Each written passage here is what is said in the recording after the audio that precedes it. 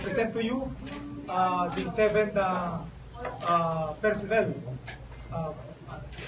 former personnel of the Station Drug Enforcement Unit of Las Piñas City Police Station.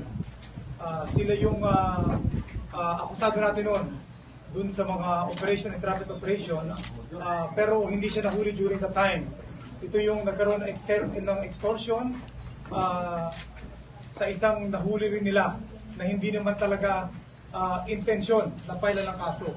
And during the entrapment operation conducted by joint elements of Cavite Police Station and Las Piñas Police Station, wala itong mga ito, hindi naman natin na-arresto doon, pero we're able to arrest a minor whom we found out na yun ang ginagamit na kumukuha ng pera doon sa mga related transaction earlier.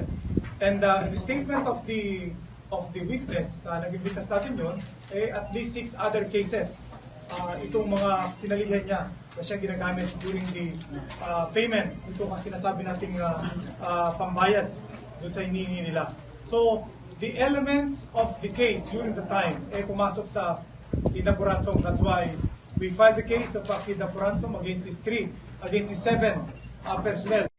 They were transferred from the facilities of the Regional Headquarters Support Group to detention cell of RSOU. So, ito pong operation na ito ay nagpapatunay na yung ating kamay ng batas, law arm of the law, will catch those who are committing violations. Recently, nalaman naman natin ito ang laging focus natin ngayon, itong internal cleansing.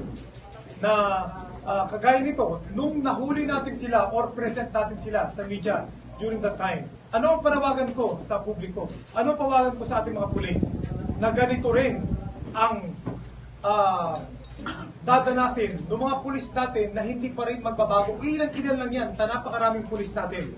And yet, yesterday, gano'n naman yung nangyari. So, we will keep on doing this with the help of the community.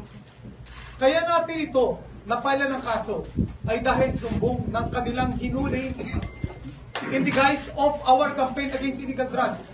What has been doing is that, ang nangyayari is that itong ating kampanya against illegal drugs, ginagamit natin o ng iba, ng ating kapulisan, na niligaw na landas, na ginagamit for their own greed, for easy money, for other night.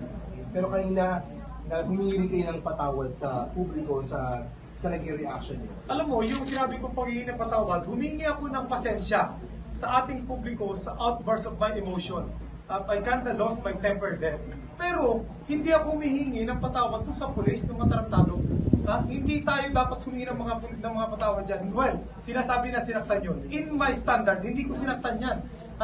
Yung sinasabi sinabunutan, at saka pati sinampal, tinaas ko yung ulo kasi gusto ko makita for myself, eye to eye. Itong katarantaduhan yan, sinabihan na natin yung mga yun Yung sinabihan dinibdiban, kinelyuhan ko yan. Pero hindi ko yan na dinibdiban. Dinuruduro, yes. At kung pinahiya, ay yun. Kung kaya nyo pinahiya, hindi tayo pinahiya natin. Dati na natin sinasabi yan. Itong pinapresent. Bakit? Pag may nahuli pa tayong kriminal, di ba napapahiya din sila? Except na mga pulis para ipahiya. Tayo nagpapatupad ng batas, remember that. At kung tayo mismo magbabiolate, shame on us, shame on you. Di ba? Na tayo magbabiolate ng mga yan. Lalo na itong campaign against illegal drugs of all the programs.